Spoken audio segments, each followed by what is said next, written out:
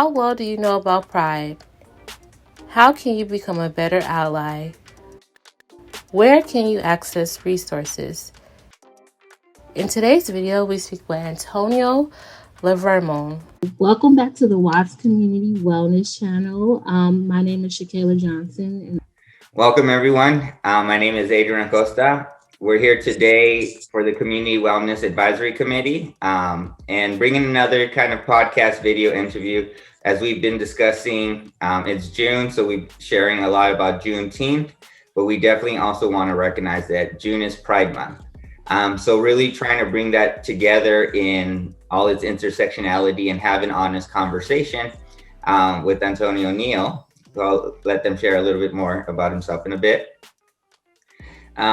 Really about, again, having a conversation about the intersectionality and how this all connects, and as far as how it could potentially even affect our wellness and what we can do for ourselves and our wellness if these are things that we are experiencing. As always, we have Shakayla and Neal. Should I call you Antonio or Neal? You can call me either. Either would be good. Okay. Yeah, I don't know if you, thank you first off for being here. Really appreciate it. I'm not sure if there's anything you'd like to share about yourself. Sure. Hi, folks. Happy to be here with y'all. My name is Antonio. You may also call me Neo, as just indicated. My pronouns are he, him, his. And I work at the Lbgtq Center, Long Beach, as the Youth Services and Transition Coordinator. So I'm really excited to be here with the fabulous Shakayla and Adrian. And we're going to have a really cool conversation. I'm excited. So, yeah. Awesome. So one of, I guess the starter question, I have my Juneteenth t-shirt on right now, so I had to go up a little bit higher, but also very much recognizing Juneteenth. And I remember actually I was reading an article and how this month can really, if you're Black and you're queer, you've double reason to be proud this month and really just be yourself. That was something I was reading from an article and things like that, thinking I'd be curious of how this month was for you and how all that combined of like Juneteenth and Pride Month. What is that kind of like in your experience? It's definitely really interesting, sort of having to navigate the world, with certain identities at one time can be quite challenging. But when you sort of take a step back and you look at the history around, Pride Month and Juneteenth, right? And sort of all of these different strides that had been taken to sort of furthering the social promotion of specific individuals and how that always wasn't afforded. It kind of mitigates that adversity that one can be feeling. Just because, and I don't mean to say this in a general sense, I mean more personally, I think about how a lot of people, risk their lives. When we think about Pride Month and how it's basically a month in which we're commemorating the Stonewall riots that transpired back in 1969, and looking at how many people just were not taking it anymore, right? That is something about or for which to be proud today.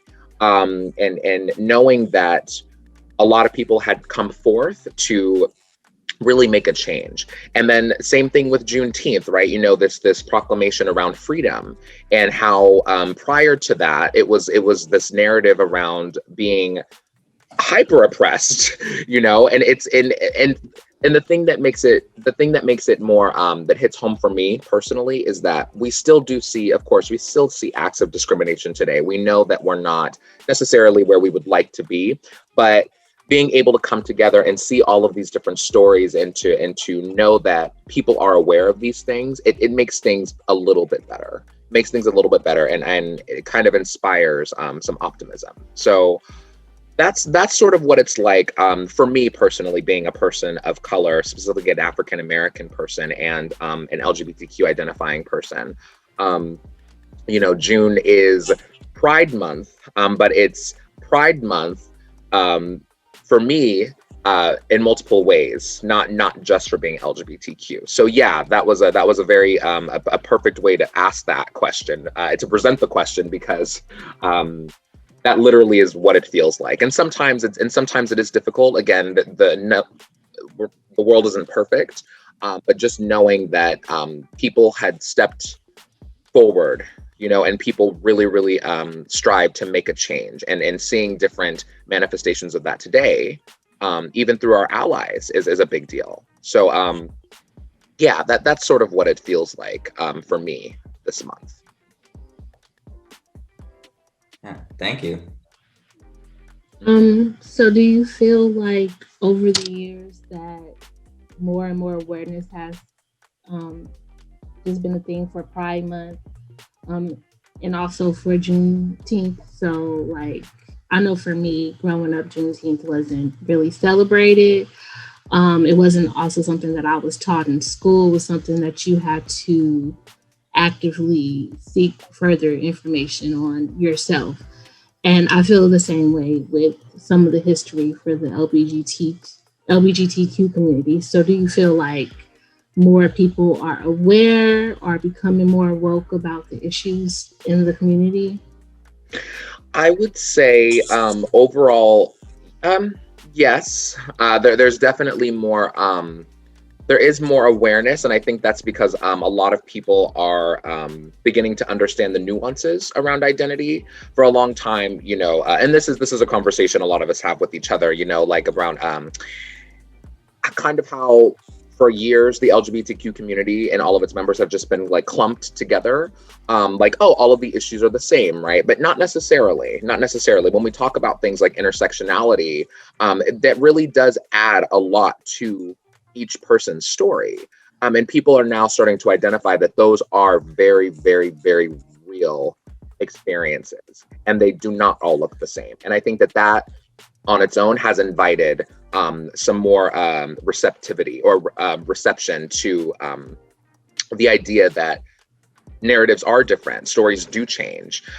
So yeah, overall, yes, I think there is a shift. Of course, there still needs to be work done, and I think that there could be work done in different ways. But overall, yes, I think more people are aware that experiences vary. I love that you brought in the intersectionality, because I do think that is something our society is becoming more aware of. And I love that it's going into the LGBT community, because it is really, it's not just a one size fits all idea, which has very much been very similarly for Juneteenth, and people thinking that what it meant to be African American or Black was just, that's what that was, where we're understanding. And finally, I feel diving deeper into the reality that we're individuals first, and that comes with so many layers. And yes, some of these components are part of our identities, but again, there's a lot of different layers to us, and all of those really need to be understood and respected. In saying that, and this is again more so from an outsider's perspective, I felt like, and I mean, we don't have to necessarily go into the specifics of why it might have changed, but let's say around 4 or 5 years ago, I feel like we kind of had a regression as far as some of our efforts and progressions for LGBTQ people. I don't know, that's just kind of my impression. We don't discuss politics too much, so we can kind of ultimately infer why it kind of happened 4 years ago. But I just feel like there was a stronger trend. Is that accurate? And how has that been felt within the community?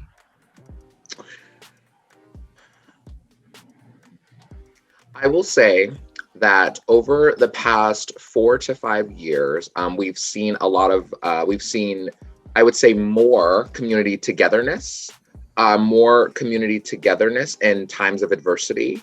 And that has been such a significant shift, just because we I think a lot of folks out there identified certain things that were really, really bringing the community down in different capacities. And I think that alone was sort of highlighting the sort of collective experiences that were really, really harmful to a lot of folks. So yeah, I mean, I think again, with that, it also varies, but I really do think that the community togetherness was something that really helped to mitigate some of those challenges that a lot of folks had been facing for the past few years. Yeah, and this is something I also feel at the center we saw more community togetherness, right? There was always a president set for that. But I think within the past few years in particular, more folks coming through, more conversations being had around interpersonal experiences. And that's such an important thing for the community to come together in times of hardship. That's beautiful to hear. Thank you so much for sharing that. Yes, you're welcome.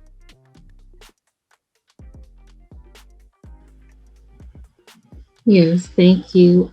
So I would like to ask you, do you feel like there's a difference between Black LBGTQ,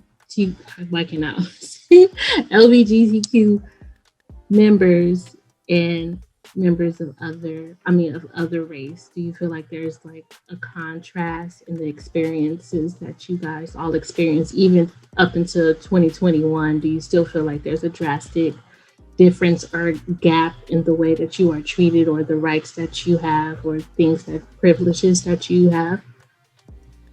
I think all of the experiences are super nuanced. All the experiences are super specific. Just returning back to intersectionality, and looking at what that means in terms of privilege, the implications around privilege, and how even just the area that you live in, right? You could be of any sort of background in any particular area, and it is going to just look so incredibly different just based off of that, and that is just the reality. So to answer the question, yes, but I think that goes for everyone across the board, really. I think when we look at different sort of certain social constructs and the things that heavily influence them, it would be safe to say that certain folks may experience hardship at different rates, disproportionately. That is a safe thing to say. But again, it does come down to many various factors that contribute to one's experience. So yes, in different capacities, yes. Do you think it's easier now to come out than in the past? Do you notice that more people are comfortable with being themselves or being a part of the community nowadays versus maybe before? I would say that also depends, but I do think there are more resources. There are more resources in more abundance than before. And I think that resources also look different. There are, for example, there are different, trainings across the board and across the world that really have made information more accessible to folks, which would encourage more people to, stand in their truths more boldly. There are also, we see different representation now in different platforms, which contribute to that too. New dialogue and new open dialogues and newer dialogues around certain experiences like mental health. We also saw that within this past year, right? So that's also a thing. And then also all of this sort of creates this idea, like we start asking the question like, oh, what does it look like? Or what does it mean to be an ally, right? And, and there have been more conversations around that too. So all in all, the resources have also become greater. And also more accessible to folks. But when I say that, also keeping in mind that we were talking about area before, and right, and like where you're living, not everyone has access to those resources. So it is it's kind of like this still, but I would say overall, because of the shift in the amount of resources that are accessible to folks just in general, yeah, more folks have been coming out in different ways too. There's we see like younger, like, you know, celebrities, for example, just using their platforms and speaking their truths. We're seeing celebrities of all ages do so. Whereas I feel that, you know, before maybe not as often, but now it's sort of, it's, you know, type it in on Google and you can see someone who's just come out, you know, and there's something really, really significant and special about that. So yeah, the resources having become greater and more accessible, I feel like have encouraged this shift in being able to stand in our truths more authentically and boldly. And can you tell us what that would look like in one area versus another area, as in terms of like what resources would look like? Because I'm not familiar with these resources, and I would love for you to let us know what that looks like. Sure. For example, I mentioned the trainings, right, or like workshops and stuff like that. So many different trainings and workshops are offered to parents out there, to caregivers, to students in school, to community members, to business, to people working in other organizations and whatnot.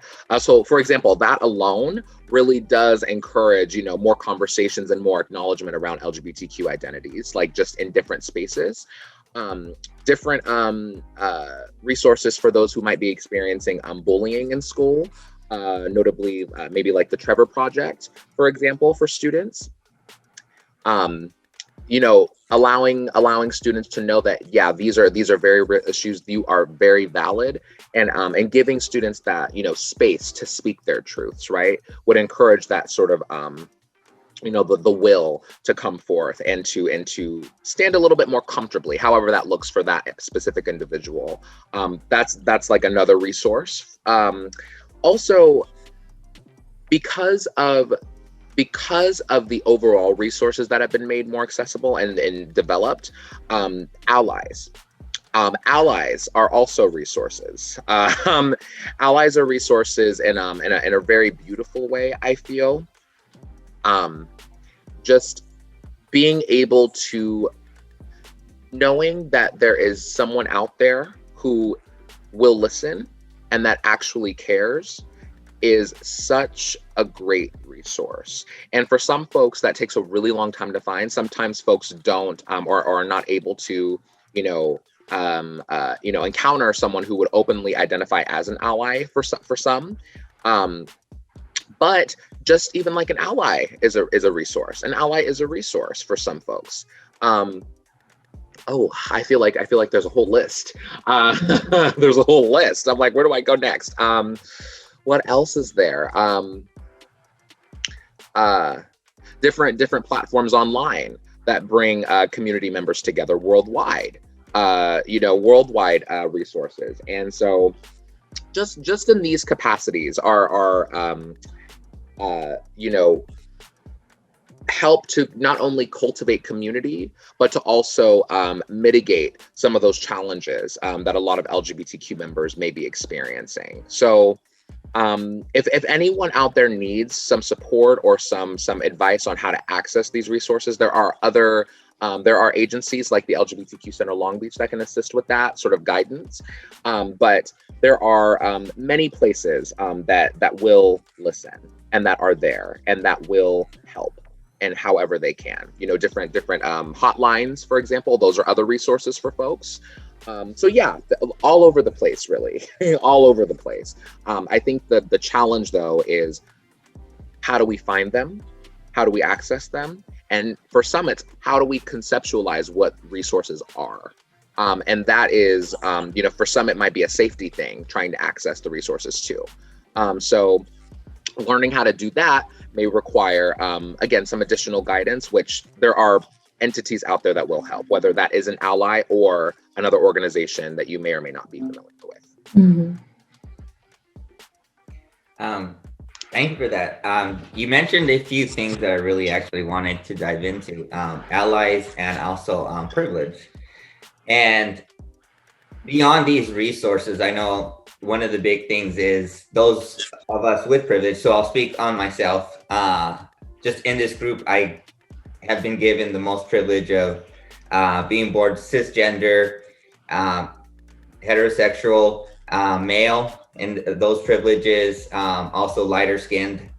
So here is like in Juneteenth, and I know what I've done as far as better understanding my culture. So better understanding that my roots are in Mexico, but that Mexico's roots are also in Africa, and that Mexico fully acknowledges the three roots of Mexican culture, being the indigenous, the African, and the Spanish, and those three cultures coming together to actually form Mexican culture. And that's been very important for me to connect to that aspect much more. But in that same light, and speaking from someone who grew up where I was very, I did contribute to harm towards others, specifically in the LGBTQ community, and not really understanding that when I was younger. Then having like a student who I knew, my students are my everything. So it was one of those situations where like how I love this person. So how, like that conflict of really that ultimately pushed me to open my eyes personally, of there was no way I was going to keep a bias towards my student. And that really forced me to face my personal issues. So in saying that, because I know a lot of it is those of us with privileges needing to, unfair privileges, really creating a safer space. Is there any advice or anything that you can give towards allies of what potentially those who will never experience your experience, but that still want to be an ally in the long term? Anything that you would advise? Yeah, so kind of like how to be the best ally possible, or how to what would it mean to What does it mean to be an ally in a lot of ways? Because I know sometimes too, people come and it's like, oh yeah, I'm all for this group, but you're really actually not listening or caring for that group. You're making assumption of what that group needs, and you march along. That's where I also really kind of diving out. What is an ally? Just, or having a friend in the LGBT community doesn't make you like an ally, in my opinion. Maybe it does, but that's why, like, what does that look like? Yeah, it's a very good question. Yeah, yes. So, allies, and I'm glad that we're talking about allies. I know we've been sort of, emphasizing the importance of allies. So allies are those who champion a cause, right? Knowing that they come into the space with certain privileges. And what does that interaction / negotiation look like, right, at any given time? You mentioned, some folks might not be listening, right? What does it look like to listen? What does it look like to ask affirming questions, right? How do you even conceptualize what the idea of affirmation is, or what it looks like at any given space, right? And it is very nuanced. It's very nuanced as well. I in my personal experience, I've had specific allies, in just like spaces, right? Like where it's like there might be a whole bunch of us and we're all just kind of talking. One person asked another friend of mine in the space, oh, okay, so if someone like misgenders you, do you want me to just step in automatically? Because I will do that. But not all the time is that going to work, right? Because that might actually create some anxiety for the person that you're attempting to defend. Like now it's actually doing more harm than it is good. So it's about how do we actually have those conversations in a very safe and affirming way. So an ally would come in and understand that is a possibility. Now, there's also I do want to take a step back as well, because sometimes, and most of the time, the journey, just like with any facet of our identity, allyship can also be a journey, right? So with that being said, education, right? And being receptive to new ideas and being receptive to changes, right? In different shifts, in different spaces, right? Um, Pretty much all of those things are conducive to being a good ally. You know, really, really understanding that, yes, this is something I may have not ever had to really think about before. And Adrian, I'm really, really, I appreciate you saying, you know, had to, you know, your love for your student and really having that relationship really, really made you kind of like introspect and like, wait, I really should be checking my biases here. So that is another part of it, right? Understanding privilege also means checking one's own biases and understanding how those biases can influence any sort of given space at any time. So being able to acknowledge that and accept that within. And a lot of times that could be really difficult for folks, and understandably so. But in order to be, you know, if someone is trying to step into the realm of being a great ally, that is just paramount. That is just absolutely paramount. You know, having to take a step back and say, how are my thoughts impacting this person or these individuals potentially at any given time, right? And is that in fact harmful? If the answer is yes, then maybe that's something I need to go in and work on, perhaps, right? So yes, the education, you know, being receptive, you know, to information and to change, and then just also, and this is something I feel like is not emphasized as much, but giving oneself space for grace too. I'm definitely an advocate for, you know, making sure that we are gentle with ourselves too. And I say that because there will be mess ups. Mess ups are mess ups and errors. Those are just inevitable. We are human. We are not perfect. So in the event that there's a mess up, right, understanding that that doesn't necessarily mean that you are a bad ally. It's about how we rectify the situation after the fact, right? Are we able to take accountability for the error? If we're not, then maybe that's additional work we have to do. Maybe that is a sign that we'd have some more work to do, and that's fine. Being an ally is a journey as well. So being able to accept those things within, that is what being an ally means to me. I will say that's how I would define an ally: just being receptive, listening, like actively listening, and also being willingly able to engage in difficult conversations. Yeah, and all of the implications there around. I loved everything you said, especially even just personally in allowing oneself the ability to grow, and that grace. One of the things going for me, and even in my growth, was also understanding that I was the one with the problem. It wasn't anyone else, and it wasn't anyone else's responsibility to fix me either. In that sense of, you know, it wasn't my friend's responsibility to help me understand their lives. I needed to step back and listen if I wanted to understand their lives. And really making that change in my head of like me being just a person who loves problem solving. And I get frustrated when I don't understand something. So I would have a tendency to want to jump in and like problem solve. But realizing that, as you were mentioning, that just causes more problems for my friends. Like they've got enough to deal with. They don't need my drama because it's my issue. So really being able to, take that step back. And that really helped me a lot with my student, because I'm still in contact with that student, and she's now transitioned. So now we have a very open conversation, and I ask her why she still talks to me, or, you know, why we still have this relationship, because I know I had a bias when I first met her as a student. She was one of the ones who helped me check that bias.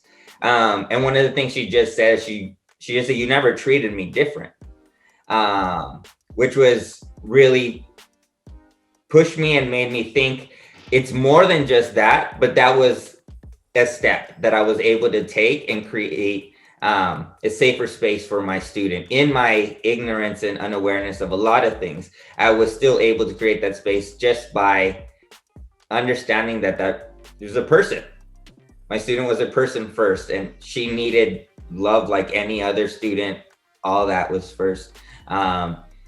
So I wanted to share that just because in my personal growth, it was something that I developed when I was younger. It was spoken very poorly around. And I do remember having, those types of conversations with friends in middle school or even high school. And now thinking back of the damage we did by, being immature boys, not knowing what people were hearing, and then being put into a situation where now I had a student I loved and wanted to protect in so many ways and didn't know how. And the best way I could at that moment was just understanding that they were a student first, and then growing with what I need to know and making that personal effort to learn more.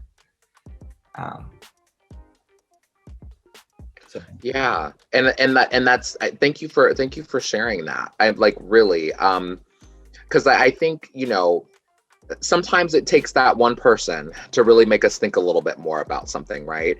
And it's not, and I this is precisely why it's important to give ourselves that space, because we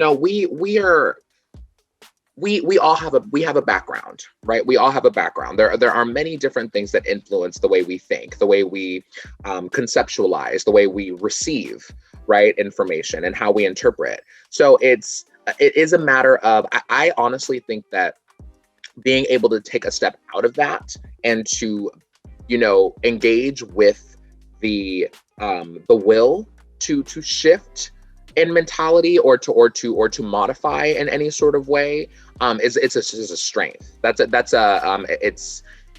It takes a lot of courage to do that, and it takes a lot of strength to do that. And that just goes for anybody. Because certain things are just very ingrained. So thank you for sharing that. And I clearly your student has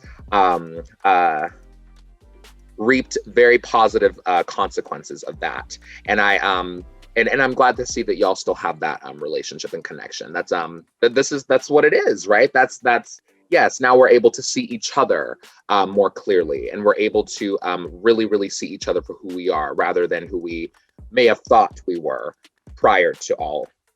So thank you for sharing. I love hearing that. Yeah. And I just want to ask, where she's very much an example for me in better loving myself and my identity, because seeing her challenges when she was younger and knowing that's not who she was, and I even knew that when she was younger, now being who she wants to be, being her true self, loving that true self is also it's been an inspiration for me to, better love myself, because I've been able to, she's had to go through so much more to be able to be herself, and still make that push. To me, it's a very beautiful thing. And it's something for me that, as hopefully an ally, I can learn from, because it is really something beautiful. Absolutely.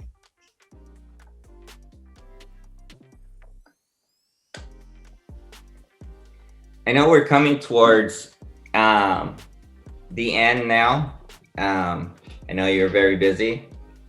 I've loved the conversation so much. And I really love that we've discussed different points of it, because we really do hope that for our listeners and everything, we encourage any questions in our comments and things like that. But for us, this channel really is a way for everyone to learn and grow as a community, because that in itself is going to be part of our wellness. If we better understand how to love and care for our neighbors, that will contribute to our own personal wellness. And as we are the Community Wellness Advisory channel, and that it's kind of where we bring in these themes and discussions, because we also do very much want to create this space for our youth. Us as a team, that's something we discuss a lot. And it's really a conversation that many of us adults need to start having, because our kids are having them. Whether we like it or not, our kids have everything, the access of a phone, and they're having these tougher conversations. And if we don't take the time to learn and listen, they're going to be on their own. And I know that's a concept that scares a lot of adults. The way to get better about that is to inform yourself, learn. Don't take something away from them, because you really honestly can't. I don't know if there's any kind of advice, anything for youth, any kind of final comments as we're wrapping up. Sure. I will say just thank y'all for having me. You know, I really love speaking with you both today. And for youth out there, you know, I always try to avoid, you know, it gets better, because I feel, because sometimes I feel like this is, that's one of those things that in the moment, it might not seem that way, just realistically. But I want to keep everyone encouraged as best as possible. While sometimes the burden might seem insurmountable, there will be a time where you will see light. However that looks, there will be someone that listens to you. There will be a community for you. There will be some sort of resource out there that will help you. Okay. Sometimes it might seem like it's taking forever, and for some it does, you know. For some it's like, dang, I had to wait X amount of time for this, you know, it took such a long time. But you know, on that note, you know, I also want to say that everyone's journey is different, and everyone, while everyone's journey is different, there will be someone or something there to help you. And I'm hoping that today's conversation was helpful for some folks out there. And just know that if that looks like, you know, if you're a teen out there, right, and you want to build community, right, there are tons of online spaces of, you know, with other teens that would be more than happy to help you. There are other community centers out there that are, you know, more than happy to help. If there's issue with, you know, a parent, there are resources out there that will help. If you feel like you are alone, you are absolutely not alone. You are absolutely not alone.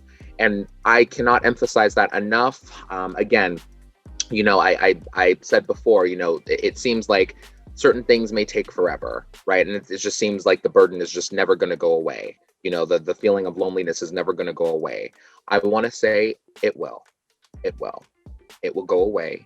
And it's a difficult journey to navigate sometimes. It absolutely is. But just know that you're not in it alone, and that people are out there who will help you, and that who will help you with what you need help with, whatever that looks like. So just know that.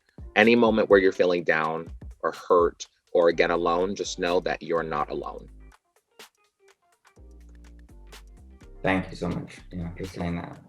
Yes, thank you so much, Antonio. And if you are watching this video via YouTube, there will be links and resources in the description box for you all to check out related to everything we just talked about. Thank you again, Antonio, for coming on our channel, on our platform, and discussing some really important things that we will love the community to know. Like Adrian stated, it's up to us to know these things so that we can help the youth, and just to educate ourselves a little bit more so we're not ignorant ourselves about these different issues. And I want to be a better ally, and I really appreciate you for just highlighting some of the ways that I can actually do that. Of course. Happy to have been here with y'all. I'm always happy to have these conversations. I know for some out there, it's like, oh, like I never even would have thought of this. And you know, but as we've all been emphasizing, you know, it's a journey for everybody. So I'm happy to have been here with y'all today to talk about these things. Thank you so much. And yes, any of our listeners, if you have any other questions and stuff, feel free to add them in the comments. If anybody needs to reach out, we also have our direct messages. So if someone wants to say something privately and message us, we will keep that to ourselves. We are a team, so there may be a few people that get to see that, but we do want to make ourselves definitely available any youth or anybody really needs to discuss this even further, we can potentially help guide you to maybe some resources and things like that. And Antonio, if anyone would like to get in contact with you, would you like to give them a way to do so? Yeah, sure. So yes, if y'all would like to contact the LGBTQ Center Long Beach, you can contact us at the main line, which is 562-434-4455. That'll route you to the main center line, and then from there, our wonderful representatives will go ahead and route you to the proper place as you need. You can also You can also email our main our main center email, which is info@centerlb.org. And I'll also be sharing this with Adriana and Shakela. And so it'll all just be there for y'all. So any additional info, I will be sure to share as well. Awesome. Well, thank you, everyone. You've made it to the end with us. We really appreciate it. Please like, share. All of that helps with the algorithm. The more people that get to hear this topic really helps us. And for us, we really feel help our community. So everyone, have a great day. Thank you, all of our listeners. And thank you again for our guest. Have a great one, everyone. Bye.